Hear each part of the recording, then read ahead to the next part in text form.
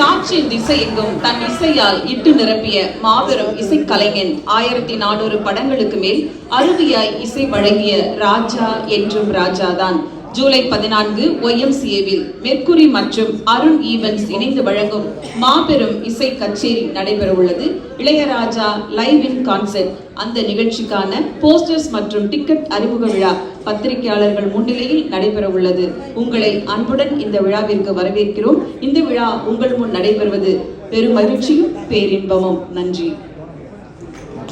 எப்பவுமே ஒரு positive and serine beginning இருக்கணும். அதற்காக குத்து விளக்கு ஏற்றி இந்த விழாவை தொடங்க போறோம்.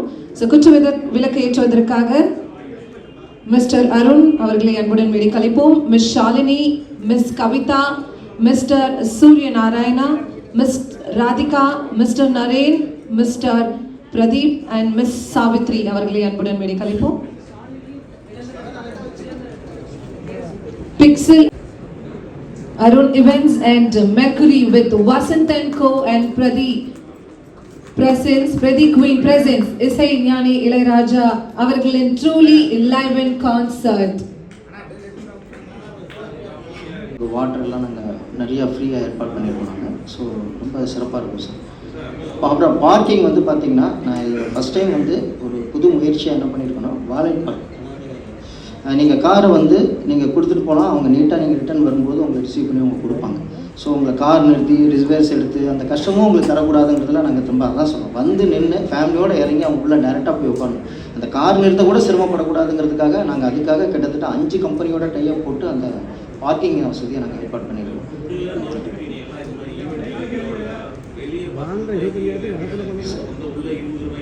சரி, ஓகே சார்.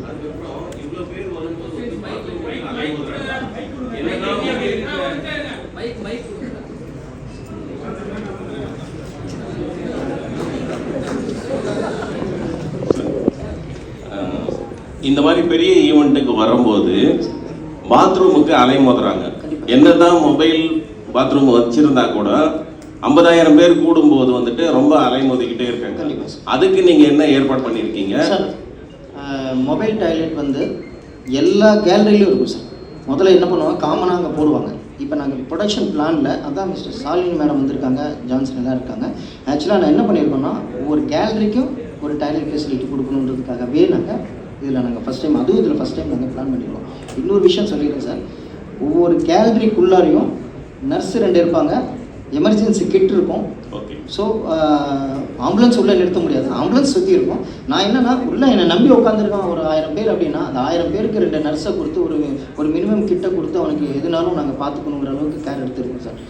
இதில் ரொம்ப கவனமாக இருக்கும் சார்.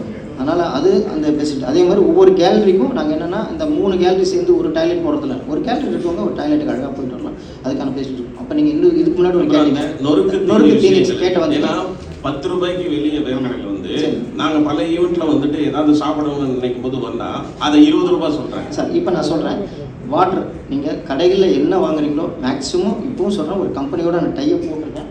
அந்த கம்பெனி கூட நான் இங்கே இருக்குது. 1 மினிட்.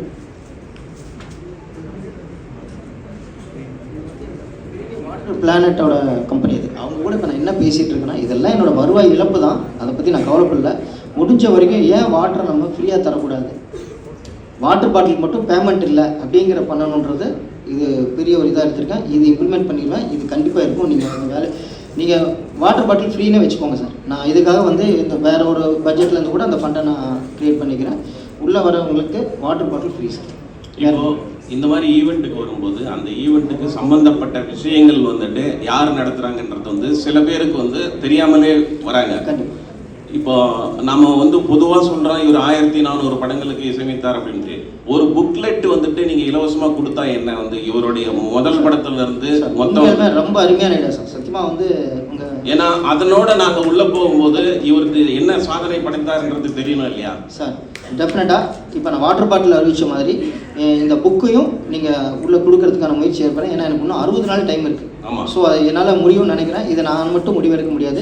இல்லை, அதுக்கு நீங்கள் ஒரு விளம்பரதாரரே வச்சு அந்த புக்கு அந்த ஒரு 10 பேப்பர் வச்சுக்கோங்களேன். 10 பேப்பர் அச்சடிக்கிறதுல அவங்க பேரை போட்டு சொல்லுங்கள். சரி சார். இப்போ நான் வாட்டர் பாட்டில் கமிட் பண்ண மாதிரி இப்போ சொல்கிறேன், சாரோட ஃபுல்லாக அந்த புக்கையும் நான் ஃப்ரீயாக கொடுக்குறேன். ஏன்னா அதை நாங்கள் பார்க்கும்போது சரி சார் புதிய தலைமுறைகளுக்கு கூட வந்துட்டு இளைய தலைமுறைக்கு வந்து தெரியும். ஏன்னா சும்மாவே நாங்கள் இருக்கிற மாதிரி 1400 மொத்தமே தெரியணுமே. சார் பல பேர்த்தோட இரவு தூக்கத்துக்கு காரணமாக இருக்கிறவர் நம்ம ஐயா. சரிங்களா? அதனால வந்து பார்த்தீங்கன்னா அதில் எந்த குறையும் வைக்காம இந்த புக் ஐடியா சத்தியமாக நீங்கள் சொன்னது ஏற்றுக்கூடியது. அதை நான் இதில் இம்ப்ளிமெண்ட் பண்ணுறேன். அதுக்கப்புறம் சார் 48 வருஷம் நேற்று அவர் வந்து இசையமைப்பாளராக அறிமுகமாக. ஆமாம் சார். அன்னக்கிளி ரிலீஸ் அன்னக்கிளிலேருந்து இப்போ 48. இப்போ அதுக்கு அடுத்து நடத்துகிற ஃபங்க்ஷன் வந்துட்டு இதுதான். அதுக்கு ஏதாவது தனி ஈவெண்ட்டாக வந்து ஒரு 5 நிமிடம் அவருக்கு ஏதாவது பண்ணுறீங்களா? கௌரவிப்பு ஒருத்தர் அரை நூற்றாண்டு வந்துட்டு இருக்காரு இசைஞானி. ஆமாம் சார். அது பெரிய பிளான். இப்போ 48 இன்னும் 2 வருஷம், அது 50 வந்து நீங்கள் நினைக்கிற மாதிரி இல்லை சார். ஸ்ரீராம் சார் வந்து பெரிய லெவலில் பிளான் பண்ணிட்டு இருக்காரு. அது சும்மா ஏதோ ஒரு விழாவில் அடக்கிற விஷயம் இல்லை. அது வந்து இன்னும் 1 வருஷம் பொறுத்திருந்து அதை வந்து, ஏன்னா அந்த விழாவை வந்து அவர் நினைக்கிற மாதிரி செய்யணும்னா குறைஞ்சபட்சம் 2 வருஷம் கண்டிப்பாக தேவைப்படும். ஏன்னா அவ்வளோ பெரிய ப்ரோக்ராம். அந்த 50வது வருஷத்தை யாருமே அந்த மாதிரி கொண்டாடிடக்கூடாதுங்கிற லெவலில் ரொம்ப தெளிவாக இருக்காரு. பெரிய லெவலில் நடத்தப்படும் சார். அது எதுவும் நீங்கள் நினைக்கிற மாதிரி ஒரு இடத்துல இல்லை. அதாவது டோட்டலாக ஒரே நேரத்தில் வந்து பார்த்தீங்கன்னா ஒரு நீங்கள் 50 தானே சொல்கிறீங்க, 50 இடத்துல ஒரே நேரத்தில் ஒரே டைமில் நடந்தால் எப்படி இருக்கும்? அப்படி ஒரு பெரிய பிளான் நாங்கள் இதில் பிளானில் இருக்கோம் சார். அது கண்டிப்பாக செய்வோம். அதில் நிறைய டெக்னிக்கல் இஷ்யூஸ் இருக்குது. அதை நாங்கள் பிளான் பண்ணுறோம் சார். சார் மொத்தம் இத்தனை பாட்டு, ராஜா சார் எவ்வளோ பாட்டு பாடுறாங்க, யுவன் சார் வந்து கெஸ்ட்டாக பாடுறாங்க சார். இப்போ அது எல்லாமே வந்து பார்த்தீங்கன்னா இனிமேல் தான் அறிவிக்கப்படும். இன்னொரு விஷயம், சார் குறைஞ்சபட்சம் 55 to 60 பாட்டு இல்லாமல் உங்களை கேட்காம அனுப்ப மாட்டார். ஏன்னா அவரை பற்றி உங்களுக்கு தெரியும். உங்களை சந்தோஷப்படுத்தி உங்களை அனுப்பாமல் அவர் இதுக்காகவே வாழ்கிறாரு. அவர் அதுக்குன்னே டெய்லியும் இது பண்ணுறாரு. அவர் அந்த விஷயத்தில் வந்து பொறுத்த வரைக்கும் கடைசி நேரத்தில் ஒரு 2 நிமிஷம் இருக்குன்னா அதில் 2 பாட்டை போட பார்ப்பார். ஸோ எந்த வகையிலும் அந்த வகையில் சாரை பொறுத்த வரைக்கும் இசை தான். அவருக்கு வேறு ஒன்றுமே தெரியாது. காலையில் எழுந்திரிச்சாருன்னா நேரமாக வராருன்னா நைட் வரைக்கும் அதை தான் அவருக்கு, வேறு எதுவுமே அவருக்கு தெரியாது. ஸோ அதனால் வந்து ஒரு நல்ல மனிதர். இந்த நிகழ்வை பெரிய லெவலில் எடுத்துகிட்டு போய் நம்ம கொண்டாடி தீர்த்தணுன்றதுல நம்ம ஒரு முடிவாக இருக்கணும் சார். சார் அப்புறம் சில மாதங்களுக்கு முன்னால் இந்த மறக்குமான் நெஞ்சுன்னு ஒரு இசை நிகழ்ச்சி நடந்தது. பெரிய கசப்பான சம்பவங்கள் நிறைய நடந்தது. நீங்கள் முறைப்படி அரசாங்கத்துக்கு, போலீஸ்கிட்ட, கார்பரேஷன் அதெல்லாம் பிளானிங்லாம் வாங்கிட்டீங்களா? எந்த அளவுக்கு ரசிகர்களுக்கு பாதுகாப்பு அவங்களோட இது வந்து சார்? இப்போ நான் உங்களுக்கு புரியும் நினைக்கிறேன். நான் இங்கே வந்து நிற்கிறதுக்கு முன்னாடி நான் வந்து ஜாயின்ட் கமிஷனர் மீட்டிங் முடிச்சு தான் வந்து நிற்கிறேன் சார். அங்கே கிட்டத்தட்ட வந்து பார்த்தீங்கன்னா சிபி சர்ச்சஸ் சார் நிறைய பேர் இருந்தாங்க. ஒரு 5-6 பேர் இருந்தாங்க. ஸோ அவ்வளோ பேருக்கு முன்னாடியும் அவங்க அவ்வளோ கொஸ்டின்ஸ் வச்சுருந்தாங்க. என்னோடய பிளான் அவ்வளோ கிளியராக சொல்லி அவங்க தெளிவாக ஐடியா கொடுத்து ஒரு 4 கரெக்ஷன் இப்படி பண்ணிக்கோங்கன்னு சொல்லியிருக்காங்க. அது வரைக்கும் முடிச்சுட்டு வந்தாச்சு. ஸோ அதெல்லாம் பார்க்காம நான் பேசாமல் இங்கே வந்து நிற்கல சார். ஓகேங்களா? இன்னொரு விஷயம் என்னென்னா, நீங்களாம் நினைக்கிறீங்க இந்த YMCA கிரவுண்டுக்கு நீங்கள் லாஸ்ட் எப்போ சார் போயிருப்பீங்க சார்? நான் உங்களுக்கு தெரியாது. நான் இது வரைக்கும் வந்து பார்த்தீங்கன்னா 114 தடவை போயிட்டு வந்திருக்கேன். அதாவது செயல் சிந்தனை ஃபுல்லாக அங்கே தான் இருக்குது. ஏன்னா ஒரு திருடன் எப்படியெல்லாம் உள்ளே வருவான் எங்களுக்கு தெரியாமல், அந்த அளவுக்கு என்னென்னு கேட்டால் ஒரு திருடனாக இருந்து யோசிச்சு நான் உள்ளே வந்து போய் பார்த்து அதெல்லாம் அடைச்சிட்ருக்கேன் நான். ஏன்னா இதில் ரொம்பவும் எக்ஸ்ட்ரீமாக நம்மளை மீறி ஒரு பெருசாக இருப்பாங்கன்னு நினச்சிட்டு ஒரு இடத்துல ஒரு 500 சேர் போட முடியும் அப்படின்னா சத்தியமாக சொல்கிறேன், அது இப்போயே சொல்கிறேன், ஓப்பன் சேலஞ்சாகவே சொல்கிறேன், 100 சேர் அதிகமாகவே போடுறேன். என்னையும் மீறி திருடனா உள்ள வரவனுக்கு. ஏன்னா அந்த 500 பேர் என்னை நம்பி டிக்கெட் வாங்குறோம், சேரை அவன் பறிச்சிடக்கூடாது. அதனால் நான் அவனுக்கும் சேர்த்து ஒரு 100 சேர் அதில் போட்டு வைக்கிறேன். ஆமாம் சார்.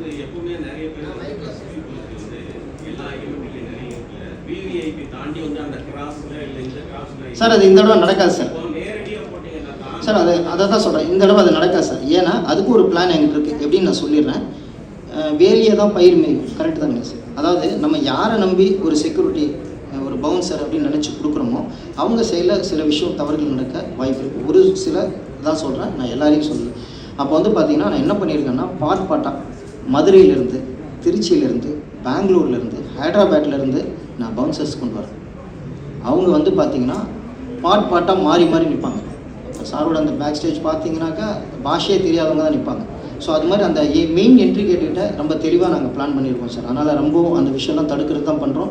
இப்போவும் சொல்கிறேன் சார், ஒரு டெய்லி இதே யோசனையில் உட்காந்துருக்கோம். ஒரு சின்ன தவறு கூட வராமல் எந்த அளவுலாம் செய்யணுன்றதை நம்ம இப்போ அம்மா வந்து சாப்பாடு செய்கிறாங்க. நமக்கு மகனுக்கு வந்து எந்த குறையும் இல்லாமல் பரிமாறணும் தானே சார் அவங்க பார்த்து பண்ணுறாங்க. அதில் ஒரு துளி உப்பு இருந்தால் அவங்களுக்கு என்ன கஷ்டமோ அந்த மாதிரி நாங்கள் இருக்கோம் சார். நீங்கள் நான் புரியும்னு சொன்னால் எனக்கு வார்த்தை வரல, அவ்வளோதான் சார். இங்கே இதில் வைரமுத்து சாருடைய பாடல்கள் எவ்வளோ இடம் பெறும்? எத்தனை பாடல்கள் இடம் இல்லை சார்? இது எனக்கு தெரியாது சார். அது சார் இன்னொரு மீட்டிங்கில் இருக்கும். ஏன்னா நான் வந்து நல்ல விஷயம், நான் இப்பவும் சொல்கிறேன் சார், பாடல் எல்லாரும் ஒன்று தான். சார் பொறுத்த வரைக்கும் அது மாதிரிலாம் நினைக்கிறவர் கிடையாது எனக்கு தெரிஞ்சு.